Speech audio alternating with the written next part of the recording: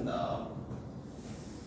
안녕하십니까. 예, 오늘도 또 문학 듣느라 고생 많았고요. 이어서 진행을 할 겁니다. 오늘 지도 나간 부분은 독서 2강 부분이고요. 예. 우선 좋아하시나요? 아, 미안해요. 별로 의미 없는 질문이었죠. 독서 문학이고 좋아서 하는 사람이 있겠어요. 예.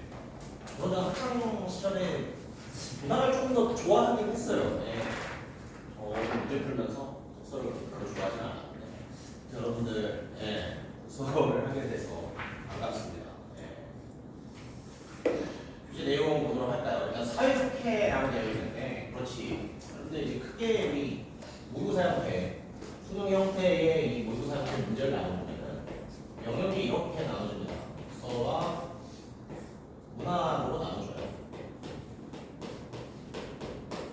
옛날에는 독서라고 안 하고 비문학이라고 했습니다. 그냥 문학이 좀 더 근본 있고, 근본 없는 비문학이라고 해가지고 독서라고 안 하고 비문학이라고 했었는데 그건 중요하지 않고 독서에는 실제로 여러 가지 주제들이 담기게 되어 있습니다. 이런 인문 주제로 그리는 경우도 있고, 오늘 우리가 뭘 사회 주제인 경우도 있고, 제가 별로 안 좋아하는 과학기술 이쪽 주제의 글이 나오게 되어 있고요. 저는 좋아하는 예술과 관련된 질문이 나오게 되어 있습니다. 학생들마다 편차가 있죠. 선호하거나 싫어하는 글이 다 다를 텐데 일반적으로는 이 사회 쪽 글이 고난이도 글이 많이 나오는 편이에요. 뭐 여기서 많이 풀어보신 분은 알겠지만 일반적으로 어렵다 하는 질문에 우리 법지문과 경제 질문이 근데 조금 이 난이도가 있는 법경제 지문이 바로 이 사회라는 주제로 들어가게 됩니다. 여러분들이 왜냐하면 법경제 지문은 이 내용을 이해할 뿐만 아니라 응용까지 사실 할 수 있어야 돼요. 그렇기 때문에 사회에 굉장히 어려운 주제의 글들이 많고 일반적으로 수험생들이 어려워하는 법경제 지문이 많이 나온다. 이런 것들 잘 기억해 주시면 좋을 것 같습니다. 그러면은 사회독해 그럼 우리 그 어려운 사회 주제의 글을 어떻게 읽어야 할 것인가 이론을 조금 살펴보도록 하겠습니다. 사회 현상에 대한 구체적 사회 분석과 용어를 이해해라. 사회에 대해서는 사회 현상이 자주 등장하죠. 그래서 이 사회 현상을 어떻게 분석하고 있는지, 어떤 용어로 정의하고 있는지를 특히 잘 알아야 됩니다. 특히 용어는 사실 사회 글에 해당할 뿐만 아니라 다른 곳에서도 항상 글을 읽으면서 용어는 잘 여러분들이 체크를 하셔야 돼요. 계속해서 보겠습니다. 사회 분야의 글이란 무엇이냐? 사회에서 일어나는 여러 가지 사회 현상을 다루고 있다. 이 사회현상을 다루면서 인간의 주권을 정치와 경제, 문화 등의 틀에서 설명하는 글을 말합니다. 정말 다양한 사회현상들이 나와요. 계속해서 보죠. 사회 분야의 글들은 사회에서 일어날 수 있는 여러 가지 문제에 대해 설명한다. 어떤 문제점을 해결했다면 자연스럽게 해결 방안까지 글에서 제시되는 경우가 많아요.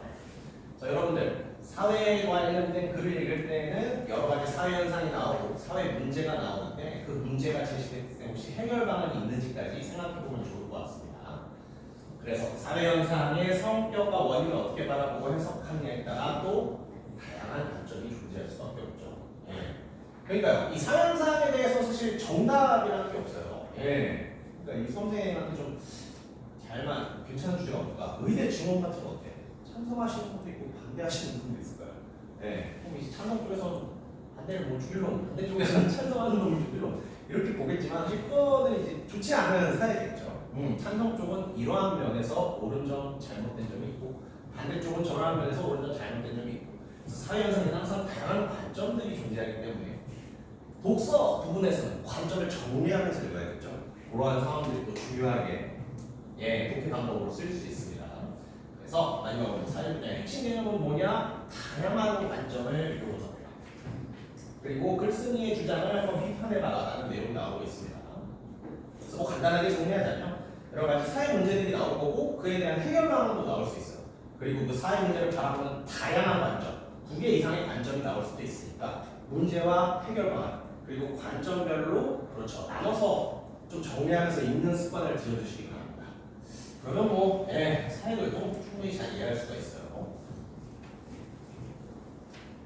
그래서 보죠. 사실 뭐 비슷한 내용이 계속 나오고 있습니다. 네. 그래서 제가 무슨 얘기했죠? 문제점들이 나오고 해결책들이 나오고 다양한 관점들이 나올 것입니다. 그랬잖아요. 똑같은 얘기예요. 여러 번의 사실 관점을 분석하면서 읽어라. 그러면서 뭐 이러한 내용들이 제시되어 있는데 그 관점, 글쓴이가 다루고 있는 사례 현상의 문제점과 글쓴이의 시각을 고려해서 뭐 분석하면서 읽어야 한다라는 방법이 나오고 있습니다. 요거는 오늘 중요할 수 있어요. 문제 전개 방식. 그렇죠. 뭐 사실 이거는 독해뿐만 아니라 여러분들 나중에 혹시 뭐 논술을 쓰겠다 하실 분들도 논리적인 걸 어떻게 쓸 수 있을까요? 그냥 쓰면은 그건 그냥 글이겠죠. 이러한 형태의 어떤 논리를 전개하는 방식에 여러분들이 익숙해지면은 나중에 논술 쓸 때도 좀 도움이 될 수도 있고, 실제로 그리고 독서 지문에서 해당 글의 논지 전개 방식을 물어보는 문제들이 자주 출제됩니다. 그러니까 여러분들이 A가 나왔네, B가 나왔네, C가 나왔네 이런 거 읽으면은 답도 없어요. A를 주었지만 그에 대한 반론으로 B를 제시하고 B에 대한 예시로 C를 알려주고 있네. 이런 어떤 이 사이사이의 논리적 흐름을 조금 알아주시면은 그렇죠. 독서 문제 풀 때뿐만 아니라 나중에 혹시 논술할 때도 되게 도움이 될 수 있어요. 이 중에 하나만 우리 예시를 들어 설명해 볼까요? 저는 요 예시를 가지고 설명해 보겠습니다.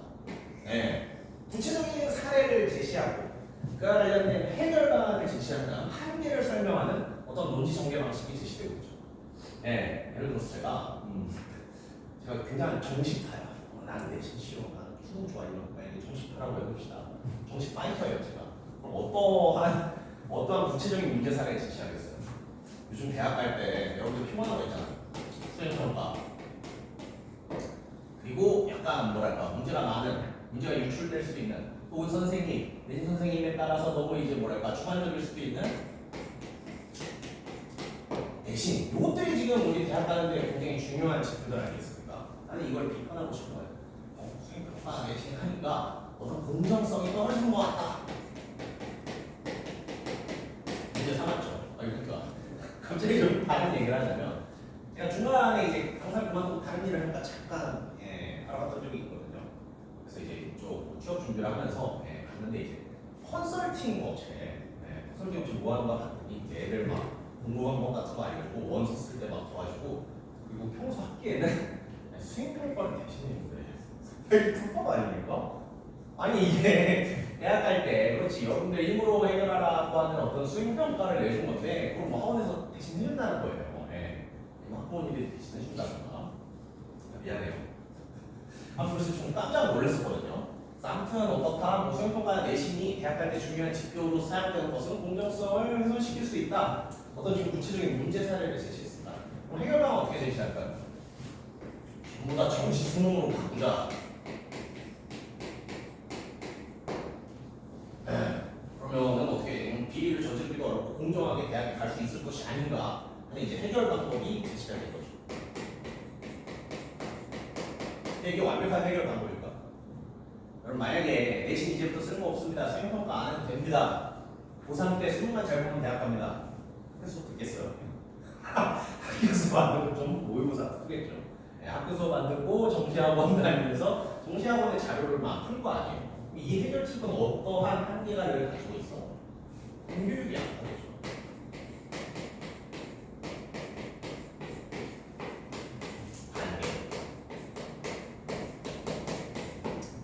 어때요? 그럼 수능 보자고 하면 원래 없어 보이잖아. 근데 이런 현재 체계에 이런 문제점이 있으니 수능을 보는 게 좋지 않을까? 하지만 수능에도 이런 한계는 있어. 라는 식으로 제시한다면 그렇죠. 일단 이 지금 구체적인 요거에 걸맞는 예시가 나온 거죠. 그래서 여러분들이 뭐 글을 쓰거나 글을 읽을 때 그렇지 이러한 내용들이 어떻게 논리적으로 전개되는지 이런 것도 한 번쯤 신경 써서 읽는다면 역시 자주 출제되는 문제들을 맞출 수 있을 겁니다. 네, 좋습니다.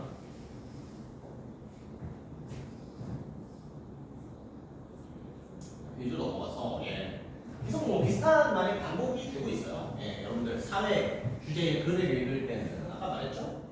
사회 현상이 제시될 건데 거기에다가 원리를 한 번씩 파악해 보세요. 그렇죠. 잘 읽어보시면 되고요. 문제가 제시될 건데 해결 방안을 한번 찾으면서 읽어보세요. 그렇죠. 문제만 나오는 글은 거의 없습니다. 문제와 해결 방안이 같이 제시되는 글들이 많습니다. 그리고 아까 말했죠? 누가 틀린 게 아니에요. 잘못된 게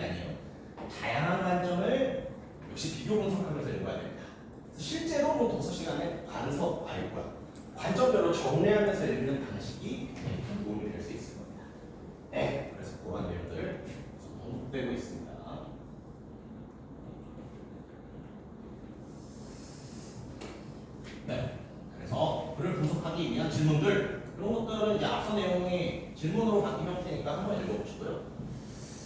의외로 좀 이게 중요할 수도 있거든요. 그럼 어떻게 써 있습니까? 글의 목적을 고려하여 사회현상에 대한 분석이나 주장을 하나하나 비판하면서 읽어라. 사실 모의고사 시간에 이것까지 비판하면서 읽을 시간이 없을 거예요. 정보로 받아들여서 칸트는 이런 말을 했구나, 뭐 사회학자는 이런 말을 했구나, 그냥 그렇게 받아들이지. 이게 타당한가, 뭐 비판하면서 읽을 만한가, 이런 것들을 생각하기 되게 어렵거든요. 근데 여러분들 고난이도 문제에 이런 내용이 나올 수도 있습니다. 예를 들어서 본문에서는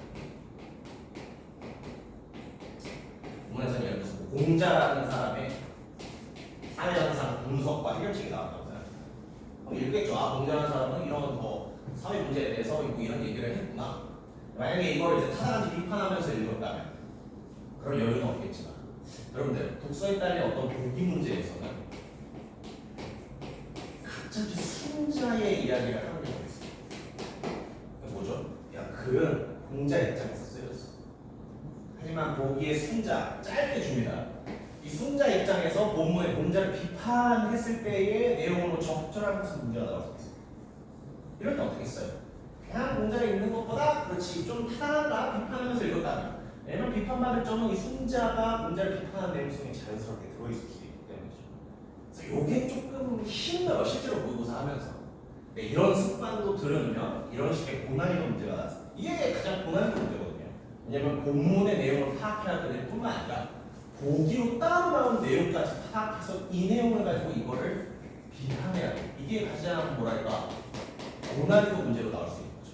여러분들이 여기에 있는 비판하면서 읽기 이런 것들을 조금 탑재해 놓으면 이런 문제가 굉장히 즐거울 수 있습니다. 실제로 그래요. 저도 이제 풀 때 저는 좀 꼬인 사람이어가지고 공자 읽으면서 이게 완벽한 해결책이겠어? 하면서 읽었는데 실제로 보기 순자 내용에 그 내용이 있으면 다 굉장히 많이 쓸 수 있죠. 아무튼 그러한 내용이었습니다. 그래서 여러분들 저런 것까지 생각하면서 읽어보라. 그런 것들을 소개해주고 있습니다. 그렇게 해서 이런 내용들 살펴봤고요. 좀 정리해볼까요? 사회 현상들이 소개된다. 그 현상의 원인을 뭔가 잘 찾아가라. 사회 문제점을 파악하고 그 문제점에 대한 해결책까지 살펴봐요. 다양한 관점이 소개될 수 있으니까 관점별로 정리해보면서 혹은 그 관점을 어떻게 좀 객관적으로 볼 수 있는 부분이 없는지까지 신경 쓰면서 읽어봐라 라는 게 이런 내용의 어떤 조합이 되겠습니다. 이론과 실전은 또 다르지. 자, 여러분들 이제 실전 문제를 풀어보도록 할 텐데, 저는 그냥 쭉 푸는 것보다 실제로 어떻게 보면은 그렇죠. 모의고사 단계에서는 실제로 여러분들 시간적 푸는 훈련이 굉장히 중요하거든요. 이 5개의 문제 조금 빡빡할 수도 있는데 10분 드리겠습니다. 10분 동안 한번 5번까지 읽고 풀어보는 연습을 해보시기 바랍니다. 10분 드리겠습니다.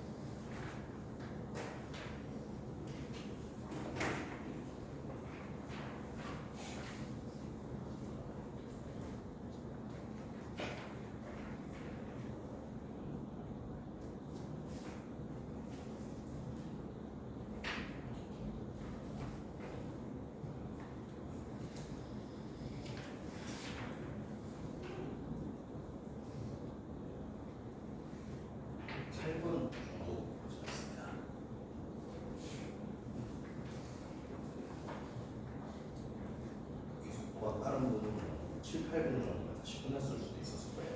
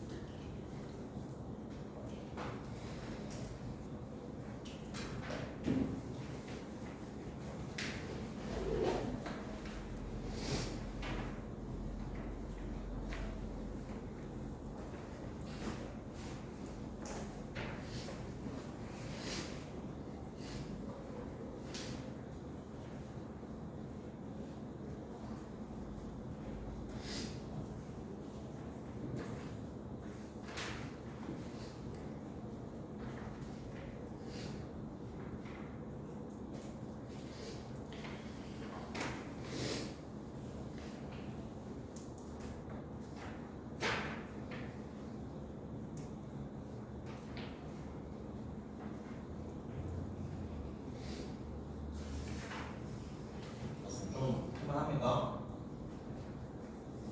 네, 3학년 문제랑 그러게요. 여러분들 만약에 시간을 좀 빡세게 푼다 하면 사실 12, 13분까지도 써도 돼요. 네, 그런데 앞으로 2년 뒤에 독해 실력을 더 쌓게 되고 그 질문이긴 해요. 근데 뭐 지급대에서 10분 안에 풀었는데 뭐 다 맞았다. 그러면 이제 본인 약간 어깨를 펴도 됩니다. 네, 물론 내신은 다른 이야기지만 저도 이제 정시 단계에서 좀 자신 있는 실력을 가지고 있다라고 볼 수 있어요. 네, 제가 또 시간을 굳이 좀 체크해본 이유가 간단하게 알려드리려면 이제 저는 이제 모의고사 형태 시험은 우리가 80분 동안 시험을 보거든요.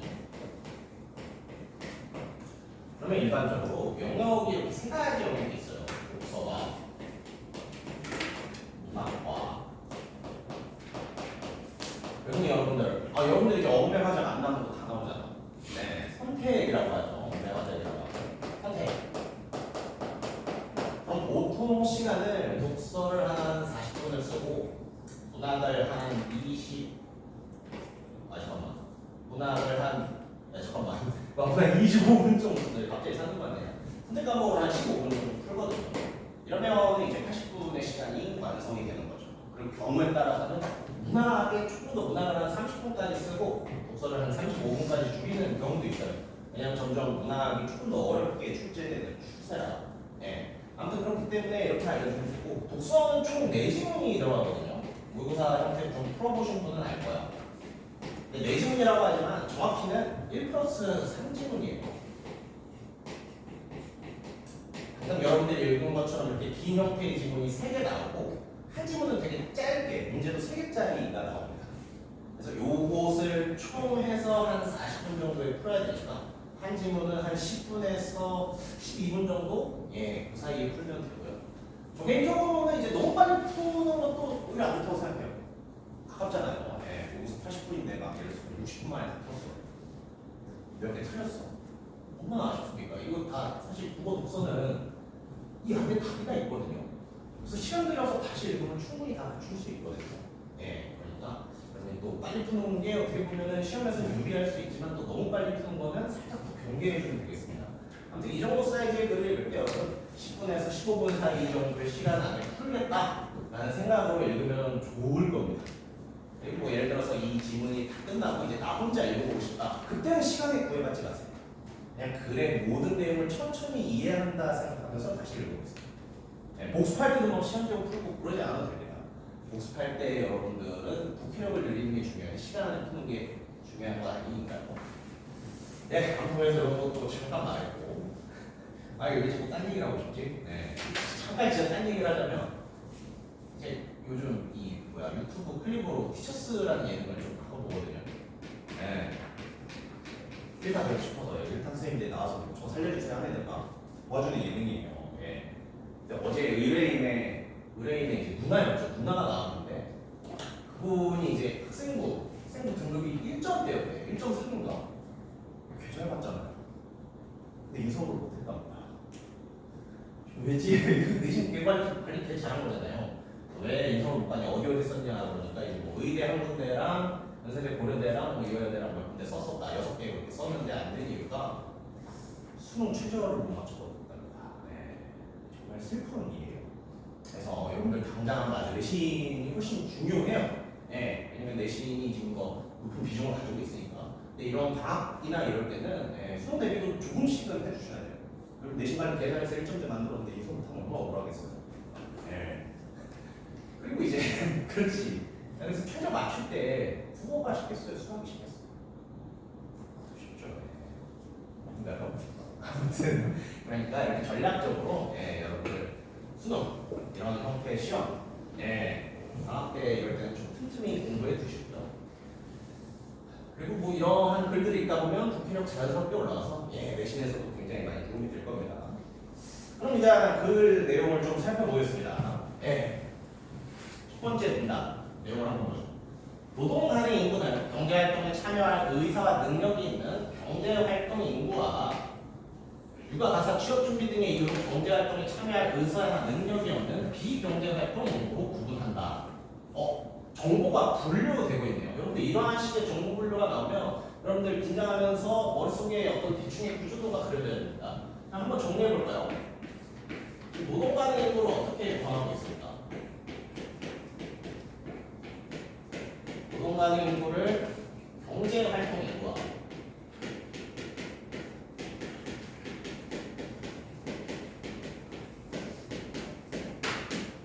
비경제활동 인구로 나누고 있죠. 그래서 이런 식으로 구분하면서 이렇게 또 나누고 있어. 경제활동 인구는 또 어떻게 나눕니까? 현재 직업에 종사하고 있는 취업자와 일할 능력과 의사가 있음에도 불구하고 4주 동안 일자리 구하지 못하는 취업자로 나눕니다. 뭐가 나눈다고요? 경제활동 인구는요. 잠깐만요. 잠시만요. 경제활동 인구가. 그럼 이렇게 적어줍시다. 경제활동 인구 어떻게 나눈다고요? 취업자와 실업자로 나눕니다. 그래서 여러분들이 1문단에서 머릿속에 이렇게 그려져야 할 구조인데 이러한 정도의 내용이 됩니다. 노동 가능 인구를 경제활동, 비경제활동 인구로 나눌 수 있고 경제활동 인구는 취업자와 실업자로 나눌 수 있다. 이러한 분류가 왜 중요한지 계속해서 좀 살펴봅시다. 자, 경제활동 인구 중에서 실업자가 차지하는 비율인 실업률은 잠깐만. 근데 수학 잘하시죠? 실업률 C가 어떻게 돼요? 경제활동 인구 중에서 실업자가 차지하는 비율. 미안해요. 경제활동 인구를 분모로 놓고 실업자를 분자로 놓으면 되지 않습니까? 조금 더 이제 구분을 편하게 해서 제가 여기에 이제 좀 기호를 매길게요. 경제활동 인구를 기업이라고 하고 비경제활동 인구는 리은이라고 하겠습니다. 실업자를 리은이라고 하죠. 그리고 실업자를 리은으로 하겠습니다. 자, 그러면 지금 실업률 구하는 식이 나왔잖아요. 실업률은 어떻게 구한다고요? 경제활동 인구 중에서 실업자가 차지하는 비율이다. 즉 기업분의 리을을 하면 되겠죠. 기업분의 리을 이런 식으로 실업률을 구하게 되는 겁니다. 이건 잡기술이에요. 왜냐면 저는 이렇게 뭐랄까 이 용어를 잘 못 외우니까 용어를 읽으면서 이런 식으로 약간 기호화하면 돼요. 이런 건 잡기술이니까 중요한 건 아니에요. 한번 봅시다. 실업률이 나왔어요. 실업률이란 어떤 것이냐? 이렇게 구하는 건데 국가 경제를 드러내는 지표 중에 하나가 지표로 쓸 수 있는 데이터네요. 보통 실업률이 낮으면 고용 상황이 매우 좋은 것으로 인식될 수 있다. 실업률이 국가의 어떤 상황을 보여주는 지표래요. 근데 지표인데 실업률은 낮을수록 좋습니까? 높을수록 좋습니까? 낮을수록 국가 상황이 좋은 것으로. 그럼 실업률이라는 아주 좋은 지표가 있고 이 지표가 만약에 낮게 나오면은 그 국가가 지금 잘 되고 있는 것이구나라고 생각을 할 수가 있대요. 여기서 끝나면 얼마나 좋겠습니까? 하지만 살펴보죠. 왜 하지만이 나왔을까? 지난 1주간 1시간 이상 수입을 목적으로 일을 할 사람을 지난 1주간 1시간 이상 수입을 목적으로 일을 한 사람을 취업자로 보기 때문에 이에 해당하는 부업 노동자다. 일용직 노동자다.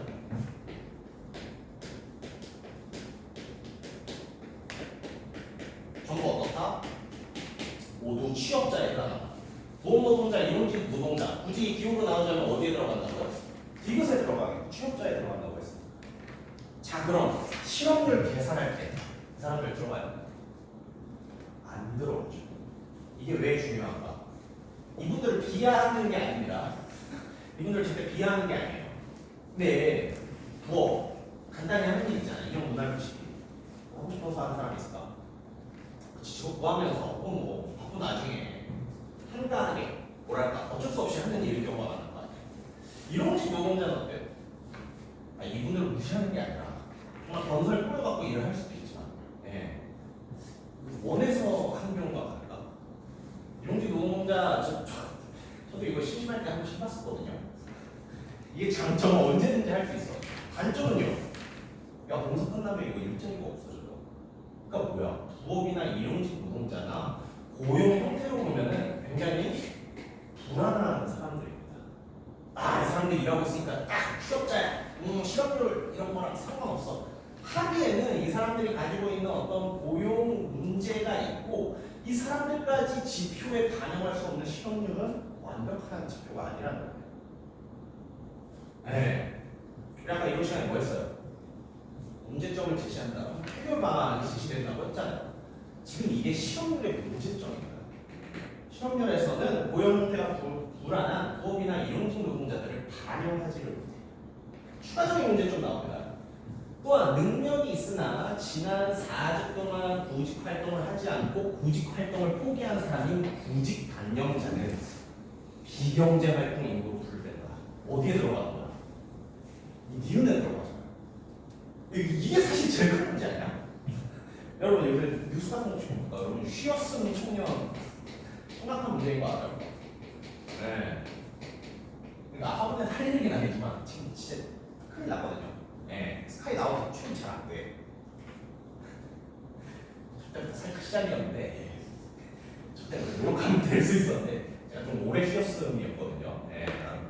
전 대학 나왔는데도 진짜 슬픈 일이야. 쉬었음 청년 되게 문제야. 그러니까 사실 이제 뽑는 기업이 없고 그러니까 뭐 이게 길어질 수도 있겠지. 구직 활동 중단할 수도 있겠지. 나 그냥 신뢰하는 사람이 생길 수도 있겠지. 이 사람 어떻게 보면 쉬었음 청년 굉장히 어떤 나라의 고용에서는 되게 문제에 있는 사람이잖아. 근데 이거 실업률 계산할 때 들어가요? 아니죠. 이 사람 니은에 들어가죠. 그러니까 뭐야? 실업률이라는 지표가 여러 가지 문제점을 가지고 있는 겁니다. 부업하는 사람, 일용직 노동하는 사람, 취업생 청년 이런 것들을 반영하지 못하니까. 그럼 해결 방법으로 제시된 게 뭘까? 이게 바로 고용률입니다. 고용률까지 같이 보자. 고용률까지 지표로 활용하자. 자, 그럼 고용률 구하는 방법도 나오죠. 최근에는 노동가능 인구 중 취업자가 차지하는 비율인 고용률을 중시하는 경향을 보이고 있다. 자, 고용률 그럼 어떻게 구합니까? 취업 가능 인구 중 노동 가능 인구 중 취업자가 차지하는 비율이잖아요. 노동 가능 인구 살짝 사업적 센서를 이거 어떻게 표시해요? 기업 플러스 니은 아닙니까? 그냥 노동 가능 인구를 우리가 기업과 니은으로 나눴으니까. 그럼 고용률에 대한 계산 어떻게 됩니까? 기업 플러스 니은분의 뭐죠? 취업자가 차지하는 비율. 이것이 되겠죠. 이런 식으로 구할 수 있습니다. 그냥 우리 이론에서 배운 거지만 한번 튀어나온 거예요. 문제점이 제시될 것이다. 해결 방법도 제시될 것이다. 지금 실업률에 문제가 제시됐어. 부업하는 사람, 이런 사람들을 반영하지 못하는 지표야. 그러니까 우리 고용률을 같이 한번 보여보자. 좋습니다. 그러면은 이제 여기서 바로 한번 좀 점프를 해볼게요. 여러분 2번 문제 한번 볼까요? 2번 문제. 기억과 니은에 대한 설명으로 적절한 것은 기억은 실업률이었고 니은은 고용률이었죠? 정답 4번이었습니다. 네, 다들 잘 맞추셨나요? 네, 이번에 4번이었습니다. 그래, 맞아. 이번 문제 정답은 4번이었습니다. 문제 4번 한번 분석해볼까요? 취업 준비로 경제 활동을 하지 않던 사람들이 취업을 하면 이 사람은 뭐죠? 취업 준비로 경제 활동을 하지 않는 사람. 비경제 활동이 뭐에 나가죠? 그럼 이 성질의 내용은 뭐야? 비경제 활동 인구가 어디로 들어갔다는 거야? 취업을 했대. 취업자가 됐다는 거 아닙니까? 그럼 뭐예요? 이 니은에서 한 명이 어디로 갔다고요? 디귿으로 간 거네. 니은에 있던 한 명이 디귿으로 간 겁니다. 야, 그럼 어떻게 되냐? 취업률은 어떻게 돼요? 기업분의 이율이잖아. 기업은요, 경제활동 인구는요, 취업자 플러스 실업자잖아. 즉, 분모는 증가하고 분자는 변함이 없거든요. 고용률은 어떻게 돼요? 이 한 명이 디귿으로 가버린 거니까. 니은이 감소하는 거잖아. 니은이 감소하고 디귿은 증가하는 거죠. 기업은 어떻게? 분모가 증가해. 니은은 어떻게? 분모는 감소하고 분자는 증가해. 잠깐만. 분석적으로 말했다? 네. 이해되시죠? 그렇잖아요. 네. 그럼 어떻게 합니까? 기업은 감소했죠. 분모가 커졌으니까. 니은은요. 분모는 작아지고 분자가 커졌으니까 증가하겠죠. 그래서 정답이 4번이 되는 겁니다. 그래서 이 문제를 풀 때는 취업 준비로 경제활동을 하지 않는 사람 이거 비경제활동 인구네. 그 사람이 어떻게 됐다? 취업자가 돼버린 거네. 라는 생각. 이 구한식을 바탕으로 이 읽은 내용을 수용해서 해야 하는 문제였습니다. 깜짝이야. 네, 그래서 이번 문제 한번 살펴봤고요. 우리는 계속 본문 내용 좀 다시 돌아와 살펴봅시다.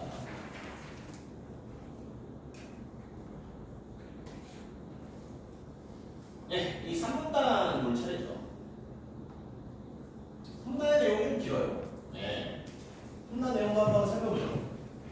일반적으로 국가 경제에서 실업률이 높고 고용률이 낮으면 실업률이 높고 고용률이 낮다라는 것은 실업으로 인한 문제 발생 상황으로 파악하고 있네요. 이러한 실업 문제를 해결하기 위해서, 즉 실업률이 높고 고용률이 낮은 문제를 해결하기 위해서는 먼저 원인에 따른 실업 형태를 파악해볼 필요가 있답니다. 실업도 원인에 따라서 형태가 있는 모양이에요. 계속해서 보죠. 실업은 크게 수요 부족 실업과 비수요 부족 실업으로 나눌 수 있다. 또 정보가 분류되고 있죠. 이런 식으로. 실업이 어떻게 나눈다고요?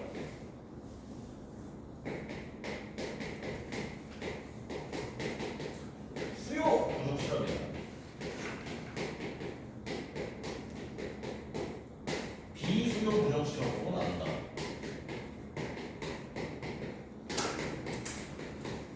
계속해서 봅시다.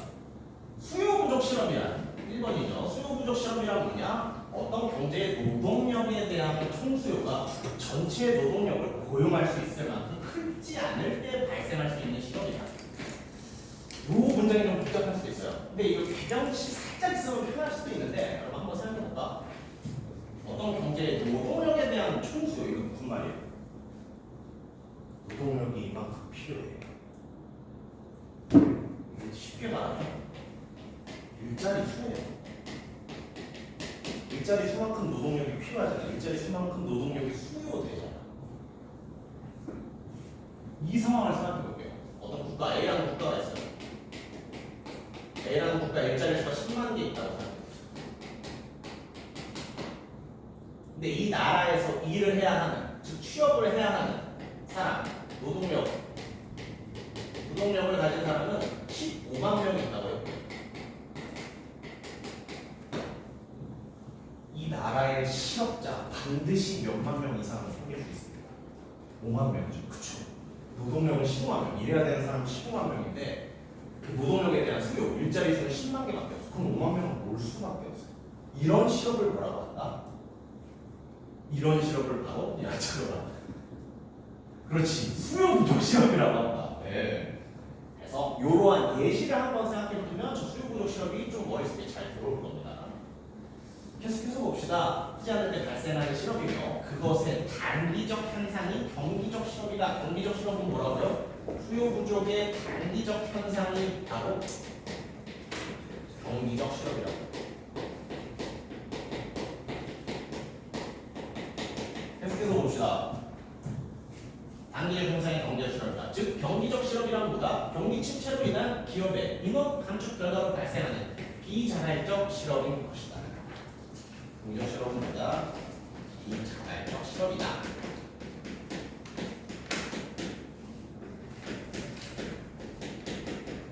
자, 계속 이 글에서는 이 소개된 개념을 이렇게 분류하는 게 중요해요. 실험을 수요 부족 실험과 비수요 부족 실험으로 나눈 다음 수요 부족 실험의 현상이 경기적 실험이고 이건 다른 말로 비자발적 실험이라고 부르는구나. 이런 식으로 정리해 볼 수 있어요. 자, 이 상황에서 저희 한번 문제 1번 가보겠습니다. 1번 정답 1번 맞죠? 2번이었습니다. 되겠어요? 이번에 2번 문제 한번 볼까? 경기적 실험은 산업 구조 재편 과정에서 발생하는 비수요 부족 실험이다. 경기적 실험 뭐라고요? 수요 부족 실험의 현상이다. 사실은 이 잘못된 문제가 할 수 있죠. 그래서 1번과 2번 쉽게 찾을 수 있습니다. 여러분들 독서를 할 때는 이런 식으로 이게 꼭 옆에 안 적혀 있었대. 근데 이제 머릿속에서 이런 것들이 정리되면서 읽으면 답에 대한 문제에 대한 답을 좀 빨리 찾을 수 있거든요. 좋습니다. 그래서 여기까지 살펴볼게요. 다시 본문으로 넘어가 보죠. 바쁘다.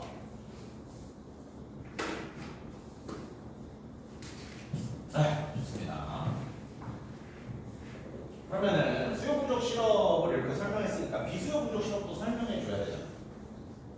비수요 부족에 대한 실험, 비수요 부족 실험에 대한 설명이 이렇게 나오고 있습니다. 근데 또 어때요? 또 궁금해요. 마찰적 실험이 있고 구조적 실험이 있고. 죄송합니다. 좀 나가는 거지 이거. 네. 잠깐만요. 네. 비수요 부족 실험에 뭐가 있다고요? 마찰적 실험, 구조적 실험, 그리고 계절적 실험이 있답니다. 비수요 부족은 세 가지로 나눌 수 있는, 이건 귀찮으니까 그냥 안 적을게요. 네, 나머지는 읽어보시면 안 되고 우리 2번 구조적 실험 내용을 한번 좀 살펴볼까요? 구조적 실험이 어디부터 나오냐면은 어디부터 나오지? 이 부분부터 나오네요. 구조적 실험은 이 부분부터 우리 한번 살펴봅시다. 구조적 실험은 빈 일자리와 실험이 공존하더라도 빈 일자리도 있고 실업자도 있어. 그럼 이 실업자 빈 일자리로 관련되는 거 아니에요? 안 되지. 그러니까 하더라도라고 표현을 하는 거예요. 빈 일자리가 있어도 어떻게? 생산 설비 자동화 같은 기술 혁신에 따라 산업 구조를 재편하는 과정에서 수요자가 요구하는 기술을 가진 노동자가 부족하거나 노동자의 지역 간 이동이 불안정하기 때문에 발생하는 실업이라고 합니다. 그럼 여기서 한번 생각해볼까? 수요자가 요구하는 기술을 가진 노동력이 부족한 사람. 이때 이 수요자는 누구일까? 수요자가 요구하는 기술을 가진 노동자가 부족한 수요자. 기업으로 살아. 노동자를 수요하는 사람은 기업이니까. 즉 기업에서 기업이 요구하는 기술을 가진 노동자가 부족해진 상황을 말해요. 하나의 예시 들어볼까? 예를 들어서 그래 AI 혁명이 일어났어. 저는 진짜 이런 미래를 꿈씩 꿈꾸거든요. AI 혁명이 일어났어. 여러분들 강의, 여러분들이 좋아하는 어떤 아이돌, 여러분들이 좋아하는 캐릭터가 이제 강의합니다. 나 같은 사람은 살아남겠어요. 누가 내 강의 같은 거 듣겠어요. 내가 좋아하는 아이돌이 강의해주는데 이 AI 기술로 이제 입모양이랑 막 목소리랑 이런 거 만들어서 그 AI 캐릭터가 강의를 한다고 생각해봐. 그럼 어때요? 나는 강의할 수 있는 기술은 있지만 이 AI 캐릭터가 강의하는 세상에서는 AI 캐릭터의 아바타를 만드는 기술도 필요할 거야. 근데 나 AI 안 배웠잖아. 몰라. 나는 거기밖에 할 줄 몰라. 그럼 어때요? 기업이 요구하는 기술을 가진 노동자가 아니게 됩니다. 이 사회에서 강의할 수 있을 뿐만 아니라 학생들한테 호감을 끌을 수 있는 AI 캐릭터까지 만들어내야 돼. 그래야 학원 강사 할 수 있는 거야. 산업구조의 변화로 인해서 필요한 기술이 늘었죠. 이렇게 발생하는 실험이 바로 구조적 실험이라는 거예요. 계속해서 봅시다. 구조적 실험은 노동력에 대한 총수요가 증가하더라도 수요자가 요구하는 기술 수준을 노동자가 갖추지 못하면 사라지지 않고 장기화되는 영향이 있다. 이 문장 반대로 한번 읽어볼까요? 이 문장 반대로 읽어볼게. 구조적 실험은 노동력에 대한 총수요가 증가하더라도 수요자가 요구하는 기술 수준을 노동자가 갖추면 어떻게 됩니까? 장기화되지 않고 사라질 것이다. 즉 구조적 실험을 없애려면 어떻게 돼야 돼요? 수요자, 기업이 요구하는 기술 수준을 노동자가 갖추는 게 중요합니다. 기업이 요구하는 기술 수준을 노동자가 갖추면 구조적 실험은 줄일 수 있어요. 여기서 문제 3번으로 쭉 가겠습니다. 3번 문제.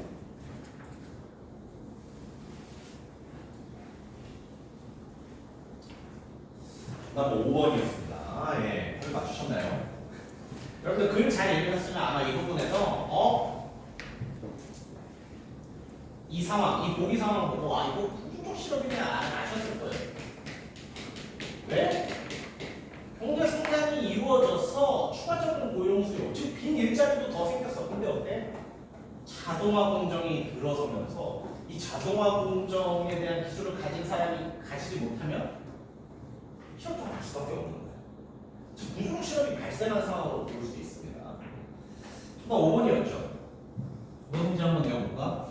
땡땡자의 제조 방식이 변화하여 발생한 실업이고 정부가 실업자에게 유용한 기술을 습득할 수 있는 직업 교육을 활성화한다. 아까 뭐랬죠? 기업이 요구하는 기술이 없으면 구조적 실업은 장기화된다. 즉 기업이 요구하는 기술을 갖출 수 있으면 구조적 실업은 장기화되지 않을 수도 있다. 정부가 뭐 하겠어요? 기업이 요구하는 유용한 기술을 가르치려고 할 겁니다. 즉 아까 그 문장을 좀 거꾸로 읽어봤으면 그러면은 기업이 요구하는 기술이 없으면 실업이 장기화되니까 기업이 요구하는 기술을 배우게 하면은 구조적 실업을 해결할 수 있겠네 라는 생각을 가졌다면 5번 선지 쉽게 보실 수 있었어요. 자, 기술 같은 거지만 이런 식의 독해를 여러분들 한번 생각해봐야 돼요. 반대로도 한번 생각을 해보는 거죠. 아마 이걸 보고 구조적 실업이네는 쉽게 생각했지만 또 답에서는 좀 망설이시는 분들이 있었을 수도 있습니다. 아무튼 이렇게 해서 3번 문제까지 한번 살펴봤고요. 이게 진짜 어려운 거 할 거야. 너 왜 이렇게 힘드냐? 자, 여러분 이렇게 그래프 나오는 부분이거든요. 5분만 쉬다 가요. 그래프 설명하려면 갑자기 숨이 벅차서 그래요. 딱 5분만 쉬고 30분에 다시 재개합시다. 오늘도 지금 약간 얘기가 쌓이신 것 같아서 길게 아니면 10분 쉬는 거 아닙니다. 딱 5분만 마시고 저희 이제 그래프 여기 나온 문답부터 좀 살펴봅시다.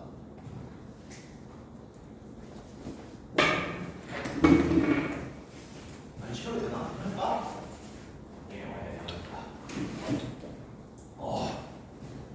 목이 다 설려.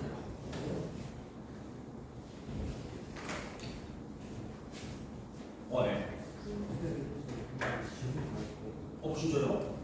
문제를 혹시 못 받아주나요? 그렇게 그럼 다르게 나왔구나. 그래요? 그러면은 그러게요. 왜 이런 질문이 나왔지? 요즘은 좀 뽑아드릴게요.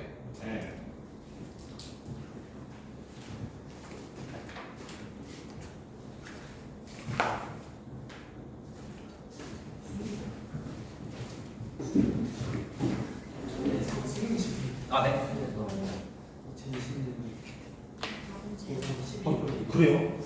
누가 뽑아줘? 아니야. 이러면 안 돼. 진짜요? 세 분이 지금 다른 질문을 보고 계셨던 거예요? 미안합니다.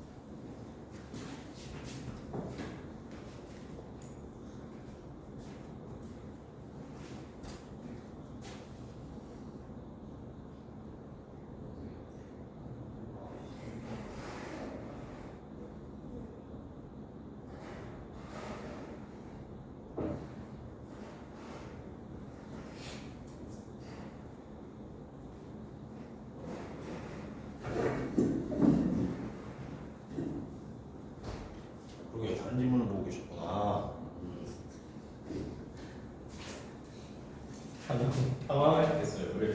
아니 무슨 설명을 하는 건지 수가 아니에요.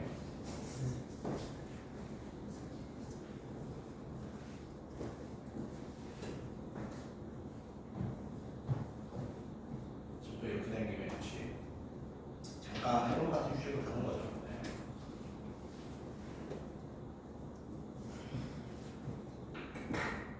지금까지 여기 1, 2, 3번까지는 다 맞는 사람 좀 있을 것 같은데 그렇진 않을게요. 전 학원에서는 항상 한질 풀기하고 다 맞은 사람을 이랬었거든요. 그게 좀 약간 비인간적인 행위로 느껴졌어.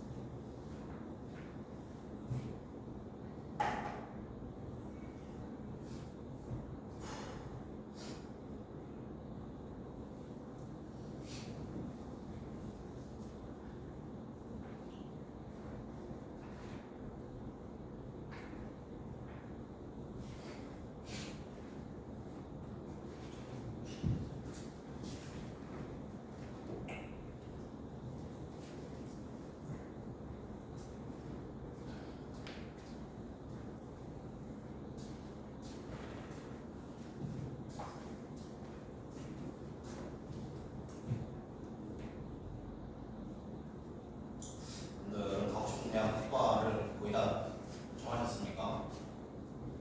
네, 궁금한 질문이네. 저는 사실 중학교 때부터 정해가지고 야만의 시대를 살아서 고등학교 때 저희는 자율학습실이라는 게 있었거든요. 네, 자율학습실인데 40석밖에 없었어. 무슨 말이냐? 종교 40분까지만 들어. 종교 등수 바꾸면 집 빼야 돼. 정말 잔인하죠. 네. 아무튼 그 자율학습실의 책상에는 이제 자기가 가고 싶은 대학 학과를 적어놓고 이제 공부를 했었거든요. 네. 그 과는 못 갔어요. 네. 재수를 했는데 그 대학을 갔는데 그 과를 못 가서 대학 가서 이제 부전공으로 과를 전공을 했었어요. 무슨 얘기를 하고 싶냐면, 가고 싶은 대학 가고 싶은 학과, 늘 마음속에 품어두세요. 그러면은 충분히 여러분 갈 수 있게 됩니다.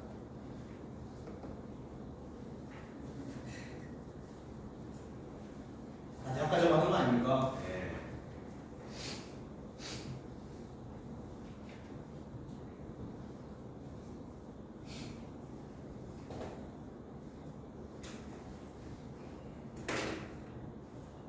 그럼 전공을 고르는 과정에서 너무 또 이제 직업, 물론 직업과 전공이 아직은 좋지만 너무 또 직업을 고려할 필요보다는 흥미 있는 거를 좀 염두에 두셨으면 좋겠어요. 사람이 흥미 있는 분야에서 성공할 수 있거든요. 그래서 나는 이 직업 할 거니까 이 전공보다는 이게 좀 재밌겠다. 그래서 학문적으로 재미를 느끼면 그 분야에서 충분히 또 성공할 수 있으니까. 무슨 얘기를 하고 있지? 그런 것들을 흥미를 한번 고려한 전공을 사는 거야. 취업 잘 돼. 어디 5년 뒤에 뭐 취업 잘 될까요? 잘 생각해야 돼. 차라리 내가 흥미 있는 걸 보면 오래 재밌게 할 수도 있어. 그렇습니다. 그래서 전공 선택 한번 생각해보세요. 전공 골라주면 우리나라에서 그거 제일 잘하는 대학을 고르면 됩니다.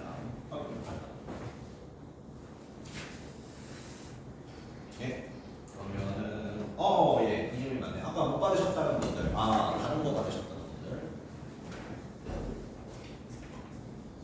네. 아유 고생했습니다. 화면이랑 맞지도 않는 거 보시면 고생했습니다. 괜찮아요. 여기도 중요해. 앞에 내용은 이런 식으로 분류하고 이 식만 잘 세우는 방법이라면 이 그래프부터가 좀 이해가 굉장히 필요한 부분이기 때문에 이것도 잘 보시면 됩니다. 좋아요. 네, 그러면 또 시작해 보겠습니다. 네 번째 문단이었나요? 아무튼 그래프 나오는 이 문단부터 한번 보도록 할게요. 경제 질문이 어려운 이유는 사실 이런 친구들 때문이긴 해. 그래도 나온 거는 오히려 고마운 거야. 진짜 어려운 질문 어쩐 줄 알아요? 그래프도 안 나와. 그래프 설명을 해. 그래프 없네. 그래프 설명을 해. 무슨 말이겠어요? 내가 그리면서 풀어라는 질문이다. 정말 고통스럽거든요. 그래서 오히려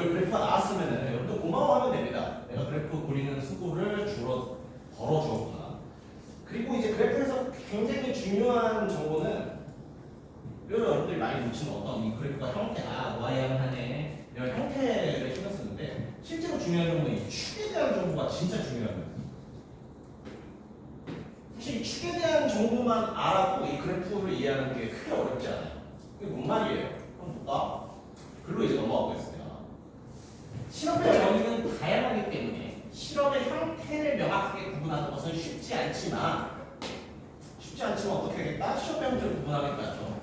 빈 일자리와 실업 간의 관계를 보여주는 베버리지 곡선을 활용하면 수요 부족 실업과 비수요 부족 실업은 구분할 수 있다는 거예요.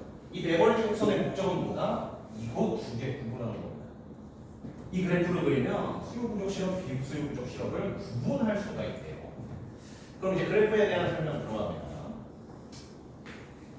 다음의 그림에서 가로축, 축에 대한 정보 잘 받으세요. 가로축은 실업자 수를 나타낸다. 세로축은 충원되지 않은 빈 일자리 수, 즉 결혼수를 나타낸다. 가로축 실업자 수, 세로축 빈 일자리 수입니다. 야, 수학 좋아하시죠? 네. 좌표평면 하셨을 거 아니야. 지금 여러분 너무 무시하는 게 아니라 그냥 한번 네, 좀 궁금하니까 물어볼게요. 네. 이 점이 기억이고 이 점이 니은이야. 어디가 더 실업자 수 많아요? 기억이다. 니은이다. 그래, 이 정도 알고 있지. 야, 지금 손 안 되는 분들도 적당으로 물어봐. 약간 이래서 안 된 거죠? 이제 좌표평면에 대한 지식이 있어야 돼요. 실업자 수. X축이 실업자 수잖아. 즉, 더 오른쪽에 찍힌 게 실업자 수가 많다라는 말이죠.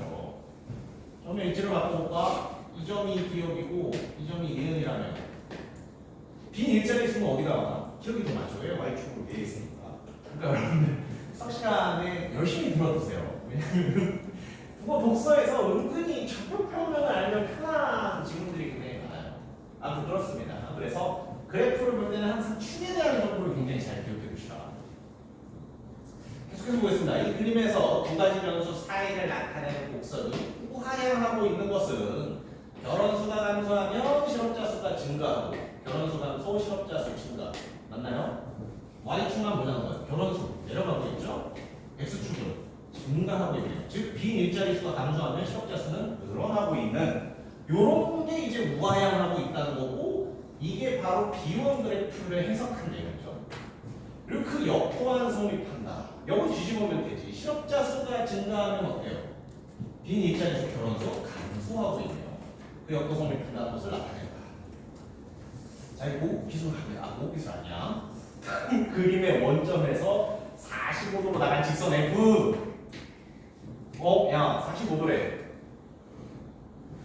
이거 뭐라 그러지? 이 F 기울기 몇이에요? 이 F10 뭐야? 이건 X 아니야? 기울기 1. 이 그래프가 의미하는 건 뭐예요? X랑 Y가 같다. F 위에 있다는 말은 뭡니까? 이 선 위에 있다는 말은 뭡니까? 실업자 수랑 빈 일자리 수랑 같다라는 거예요. 야, 잠깐만. 괜찮죠? 야, 이거는 수학도 아니잖아. 미안해. 아무튼 그렇다. 이 F는 길이가 45도고 설명이 있어. 베버리지 곡선 B1과 T에서 만나고 있다. 이 F와 B1이 만나는 지점이 T라고 하고 있네요. T에서 만나고 있다. 이 T는 실업자 수와 결혼 수가 동일하다. 당연하지. F 위의 점이잖아. 45도 위의 점이잖아. 기울기 1이잖아. 그러니까 실업자 수와 결혼 수 X축과 Y축이 동일할 수밖에 없죠. 이 상태를 뭐라고 부른다? 완전 고용 상태라고 부른대요. 왜요? 실업자 수 5만 명인데 빈 일자리 수 5만 명이야. 이론적으로 그 5만 명 다 빈 일자리에 배치하는 실업자 없죠. 즉 그래서 이것을 이 F선이 지나는 이것을 완전 고용 상태라고 부른다는 겁니다. 가봅시다. 잠깐 조금 느리지 않나요?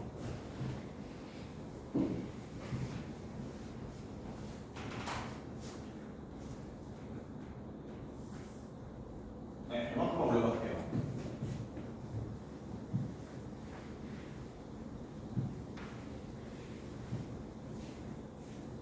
현재 노동시장의 상황을 A라고 합니다.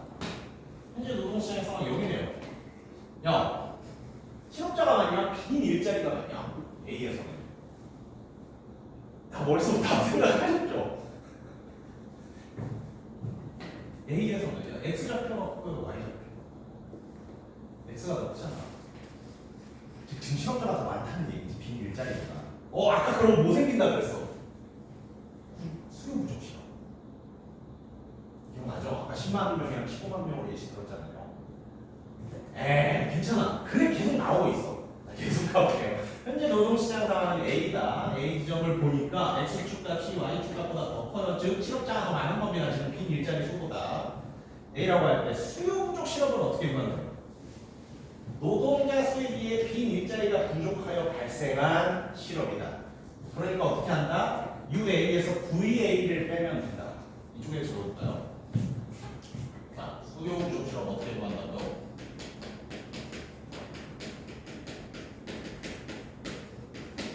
UA 값에서 VA 값을 뺀다고. UA에서 VA를 빼면 A에서의 수요 부족 실업자 수를 알 수 있게 된다. 맞죠? 근데 여기서 좀 하나의 이것만 표시해 봅시다. UA에서 VA를 빼면 수요 부족 실업자 수를 알 수 있게 되는데 이 수요 부족 실업자 수는 어떻다? 이론적인 수요 부족 실업자 수. 약간 추가할게요. 이론적. 즉 이론적 수요 부족 실업자 수는 어떻게 구한다? UA에서 VA를 빼면 됩니다. 그런데 VA는 사실상 U1과 동일하다. 왜요? X와 Y가 같은 F랑 만나고 있잖아. 그러니까 VA는 사실상 뭐가 동일하다? U1과. 그럼 뭐겠어요? UA에서 U2를 빼면은 이론적인 수요 부족 실업자 수가 나오겠지. UA는 얼마큼이죠? 이만큼이잖아. 뭘 빼는 거예요? 색깔 다르게 표현하죠. 여기서 뭘 빼요? 요만큼을 빼는 거죠. 그럼 뭐가 남아요? 요만큼이 남잖아요. 친절하게 이거 뭐라고 표시해주고 있어요? 수요부족 실업자 수 구하는 방식은 이거고 이건 그래프상으로 어떻다? 가만큼의 크기가 됩니다. UA에서 U2를 뺀 거예요. 계속해서 보자. 항상 이런 친구가 문제야. 이러고 끝내달라. 이러고 끝내면 발전 받을 거야. 여러분들 이런 내용 없으면 구별력 없을 거야. 그래서 또 추가돼요. 그러나 추가되는 내용 봅시다. 경기 부양 대책을 세워요. 정부도 가만히 있지 않겠지. 실업자 수 줄여야 될 거 아니에요. 그래서 수요 부족 실업을 해소하고자 해요. 그럼 어떻게 해야 된다고요? 결혼 수를 증가시킨대요. 결혼 수 아까 뭐랬죠? 빈 일자리 수 아까 그랬잖아요. 그러니까 정부가 경기 부양에서 일자리를 더 만드는 거야.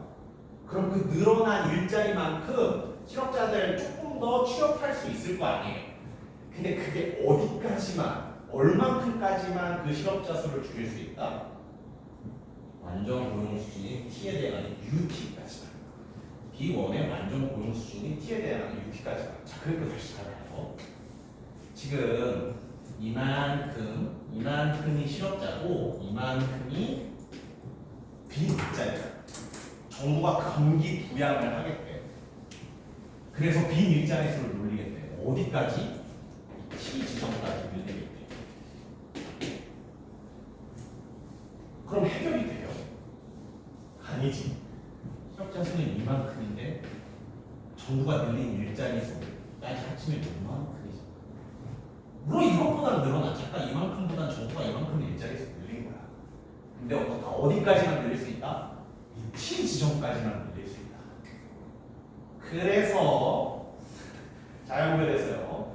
그래서 여기부터가 중요합니다. 따라서 실질적인 수요 부족 실업자 수. 아까 이론적이었죠. 실질적인 수요 부족 실업자 수는 어떻게 구한다고요? 미안하다. 마음이 급해지니까 글씨가 날아가네요.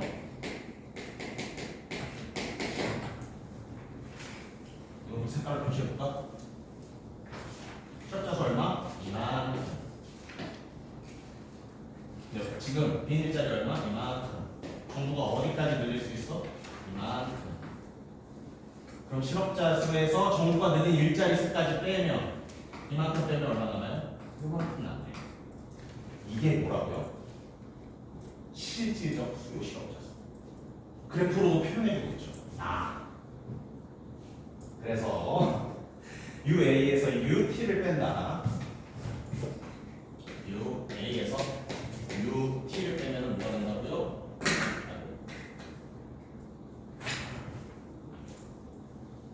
UA에서 UT를 빼면은 실질적으로 수요 부족 실업자 수가 나오는 겁니다. 그리고 이건 그래프상으로 요 이거 야, 그럼 여기서 퀴즈 잘 봐요. 여러분, 이만큼이 실질적인 수요 부족 실업자예요. 그럼 나머지 이만큼 뭐가 돼요? 자, 실업자는 뭘로 나눌 수 있다? 수요 부족 아니면 비수요 부족. 우리가 실질적인 수요 부족 실업자 지금 요만큼을 구했잖아. 이게 전체 실업자네. 그럼 나머지 요만큼 뭐가 돼요? 비수요 부족 실업자가 됩니다. 그래서 비수요 부족 실업자는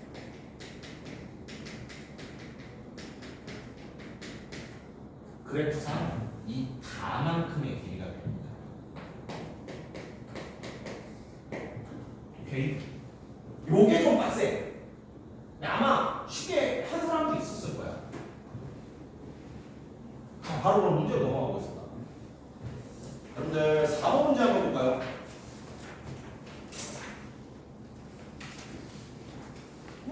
이게 끔찍한 문제죠. 4번 문제 정답 2번입니다. 어때요? 4번에 2번 문제 볼까? 땡땡 지역에 실질적인 수요 부족 실업자 수. 이거 어떻게 구한다고요? 지금 실업자에서 정부가 늘린 만큼의 빈 일자리 수를 빼준다고. 그럼 어떻게 해? 현재 실업자 수에서 결혼 수를 뺀 것이다. 현재 실업자 수 얼마인데요? 20만 명이네. 결혼 수는 얼마예요? 5잖아. 그래서 15만 명이다. 맞아요. 이건 이론적인 수요 부족 실업자 수지. 정부가 일자리 늘린다고 했잖아. 어디까지? 이 지점까지. 지금 이 빈 일자리 5만 명에 정부가 10만 개까지 늘릴 수 있다니까요. 그러니까 사실상 20만에서 10만을 빼줘야 됩니다. 그래서 정답은 10만 명이가 되죠. 그래서 이번이 틀린 내용이고 이 문제의 정답이 되는 겁니다. 야, 다 왔어. 진짜 힘들었다.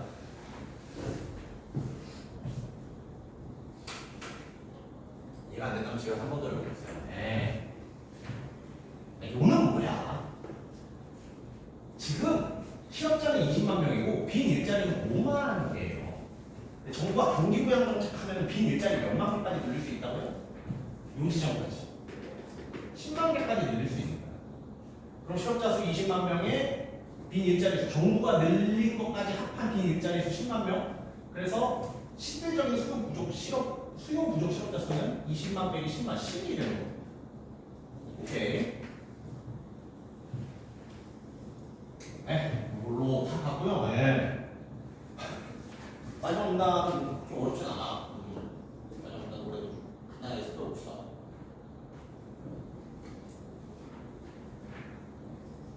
자, 마지막 문답의 내용을 좀 간단하게 보겠습니다. 또한 실업자 수와 결혼 수가 동시에 증가하면 자꾸 수학 얘기해서 미안해.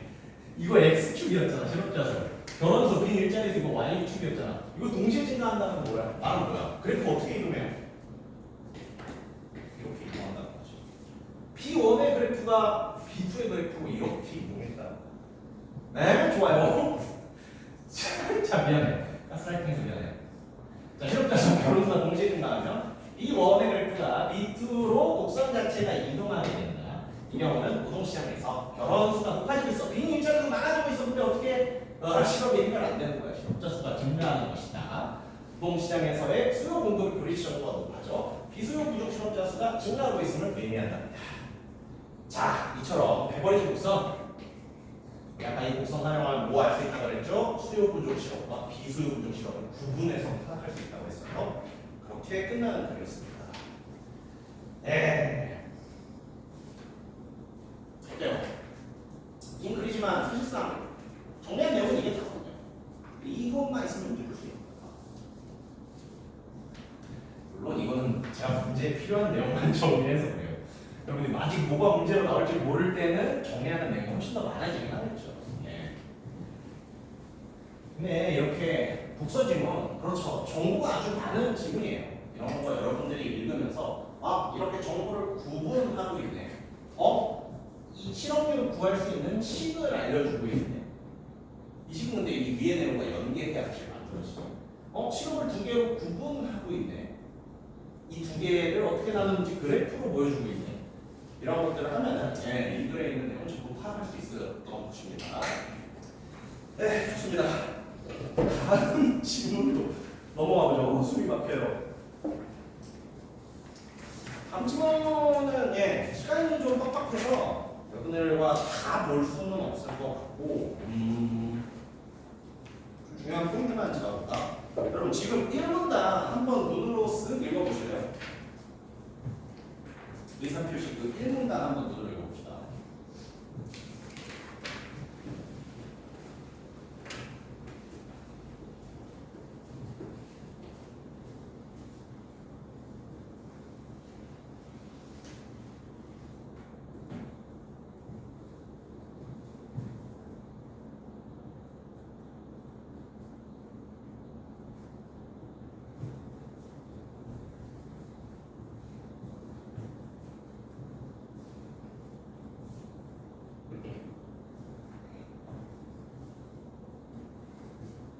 잘 읽어보셨나요?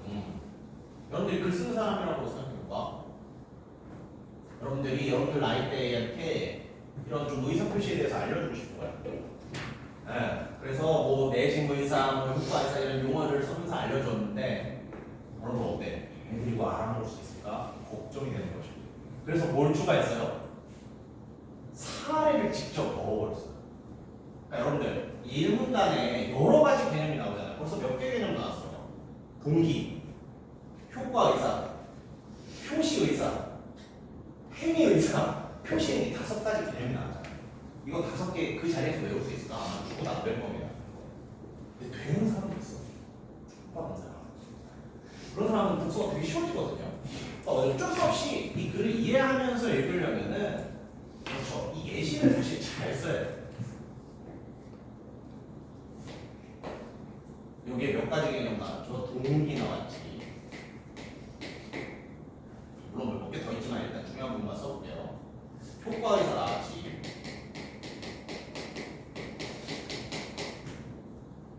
표시의사 나왔지.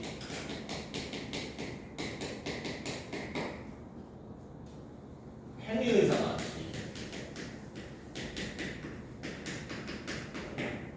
표시 행위 나왔지. 실제로 이 글은 이 상황을 가지고 이거를 설명하고 있습니다. 그러니까 여러분들이 이 5개의 개념을 그냥 기억하는 것은 너무 빡셀 테니까 항상 이 상황과 함께 알아두는 게 중요할 거예요. 그래서 예시를 준 글은 예시를 바탕으로 항상 이해해 주십시오. 그럼 5개지만 그래도 스토리, 지금 A라는 친구는 전원주택을 짓고 싶은 거야. 근데 전원주택 뭐 허공에 지을 수 있어요? 어느 땅에다 지어야 될 거 아니야. 마침 B 땅을 보니까 전원주택 짓기 딱 좋은 땅이에요. 그래서 전원주택을 짓고 싶어서 B 소유의 토지를 좀 사고자 하는 상황입니다. 자, 그럼 동기는 어떻게 돼요? 전원주택 짓고 싶다. 이게 동기가 돼요. 그러면요, 전원주택 지으려면 B의 땅이 필요하다고 했죠. 그래서 나 B의 땅 사야겠다 마음먹어요. 이게 뭐라고요? 효과의사. 내가 마음 먹고 있다고 뭐 끝나나? B한테 가서 나 이 땅을 좀 살까 해 라는 전달을 해야 되잖아. 근데 그 전달해야겠다는 생각, 내일 B한테 가서 이거 말해야겠다, 이 생각이 뭐라고요? 표시의사가 돼요. 그리고 토지를 매수하겠다는 의사를 전달하는 방법 중 하나, 토지 배상하겠다는 의사를 여러 가지로 전달할 수 있는데 여기서 또 계약서 작성이라는 구체적인 사례를 주고 있네요. 니한테 가서 계약서 쓰자 그래야지, 계약서 써야지 하는 생각은 행위 의사라고. 마지막으로 실제 가서 계약서 쓰는 것보다 표시 행위가 된다. 네. 그래서 5개 그냥 보면 너무 힘듭니다. 여러분들 이 사례를 통해서 여러분들한테 이해시켜 주려고 하는 거니까 여러분들 항상 이 사례를 기억하면서 이 부분을 읽어줬으면 좋겠습니다. 그리고 이것도 마지막 문단 한번 볼까요? 마지막 문단에서 좀 제가 드리고 싶은 말씀이 있습니다.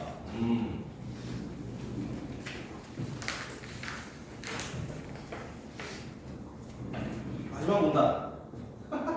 좀 기네. 지금 빨리 한 1분 정도 드릴 테니까 지금 더 눈으로 쓱 한번 읽어보십시오.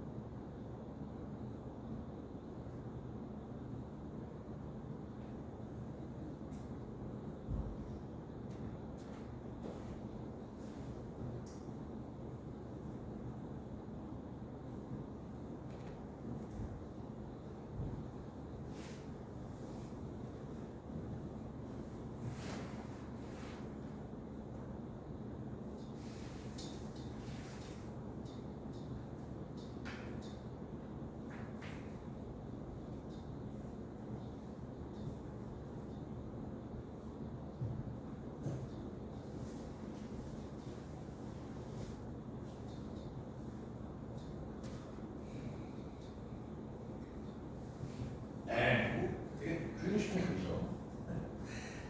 제가 여기서 좀 하고 싶은 말은, 그러니까요. 제 얘기를 또 잠깐 하자면, 잠깐만 묻지 말자. 저는 원래 드라마 PD가 되고 싶었었거든요. 근데 잘 안 됐어요. 잘 안 되고 이제 나이가 좀 차니까 이제 서류를 떨어뜨리더라고. 그래서 이제 어렸을 때는 서류까지는 무조건 됐는데 이제 서류가 떨어지는 나이가 된 거예요. 그 상황에서 더 이상 이제 PD 시험을 볼 수가 없잖아요. 그럼 이제 여러분들이 잘 이런 거를 알아주실까 모르겠는데 그때 이제 막 공부 좀 했는데 취업하기 늦었다 하는 사람들이 가는 길이 있어. 뭔가 전문직 슬프네. 전문직을 꿈꿔요 다. 그래서 시험 공부는 좀 했으니까 시험 봐서 전문직이라 하면 여러분들 뭐 의사, 변호사 뭐 이런 것들을 말합니다. 제가 아무튼 이제 취업이 늦었으니까 이제 PD 이제 더 이상 안 될 것 같고 그래서 법 공부를 살짝 했었거든요. 정확히는 이제 농사라는 시험을 공부했었어요. 그러면서 저는 원래 이제 법이랑 전혀 모르는 사람이었는데 이때 이제 법 공부를 조금 했었거든요. 여러분 법은 이거 법집을 읽을 때 여러분들 배경식처럼 한번 넣어보세요. 이 내용도 내용이지만 제가 이 법집을 나왔으니 이거 꼭 한번 설명하고 싶었습니다. 모든 법은 여러분 이런 식으로 이루어져 있어요. 야도 썩게 있어 미안해. 근데 집합과 명제는 쉽잖아. P면 Q이다. 이거 뭐죠? 법에서는 이거를 요건과 효과라고 부릅니다. 들어본 적 있었을 거예요. 못 들어봤을 수도 있어. 여러분들 항상 이 예시를 들 때 여러분들이 다 알 법한 법을 하나 들거든요. 여러분 고조선의 8조법 기억하고 있습니까? 고조선 8조법 1항이 뭐예요? 빛나네요. 야, 역사까지 큰 사람 없나? 사람을 죽인 자 사형에 처한다. 가장 원초적인 법이잖아. 야, 어떻게 이루어져 있어? 뭐뭐하면 뭐뭐한다. 요건과 효과로 이루어져 있잖아. 사람을 죽이면 사형에 처한다. 현대법으로 가볼까? 혈중 알코올 농도가 0.04 이상에서 운전을 한 자. 요건 어떤 효과로 들어가죠? 면허가 정지된다. 여러분 법은 전부 다 이런 식으로 이루어져 있습니다. 어떤 특정 요건이 주어지면 그 요건에 따라 발생하는 효과로 주어지게 돼 있어요. 이건 법의 이야기야. 우리 국어잖아. 우리 사실 법보다 법 지문이 중요하잖아요. 역으로 생각해 볼까요? 그러면 독서는 사실 여러 가지 정보를 여러분들이 기억해서 문제를 푸는 건데 그 정보 중에서 법 지문에서 보면 중요한 정보를 뭐가 될까? 이게 되게 중요해요. 왜? 문제 내기 좋거든.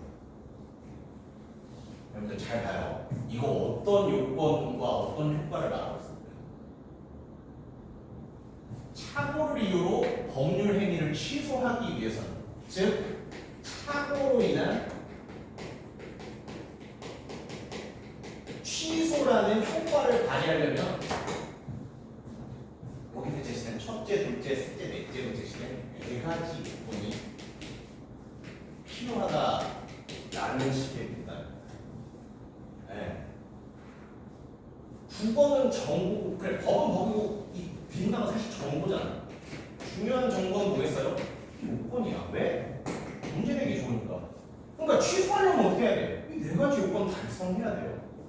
그럼 문제 주고 요건 달성했는지 안 했는지 물어보는 문제 거의 반드시 나옵니다. 여러분 6번 문제 뭐야 잠시만요. 9번 문제 한번 보세요. 9번 문제 성질도 1, 2, 3, 4, 5 성질이 되게 길죠. 근데 다 뭐로 끝나고 있습니까? 취소할 수 없다, 취소할 수 없다, 취소할 수 없다, 취소할 수 없다. 뭔 말이에요? 이 효과 생기냐 안 생기느냐 한번 물어보고 있잖아요. 그러면 뭘로 검증해야 돼요? 여기는 요건 달성했는지. 그 국어에서는 법은 요건과 효과를 이루어졌고 국어 지문에서는 이 요건을 항상 물어볼 수밖에 없어요.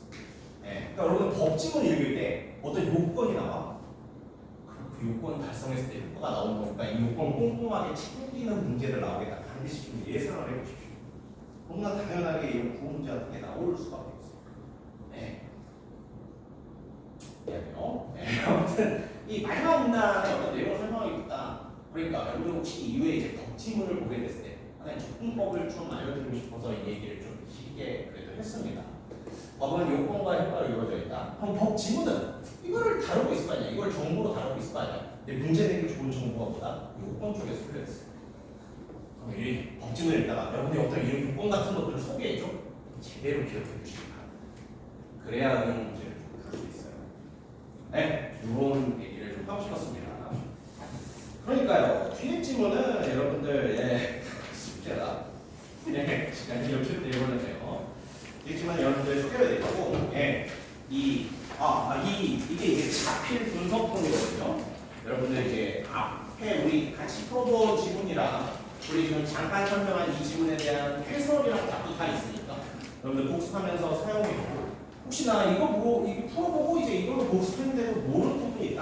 언제든지 받아 찾아주십시오. 제가 그럼 기쁜 마음으로 하나 좀 자세하게 알려드리겠습니다. 굉장히 고생하셨고요.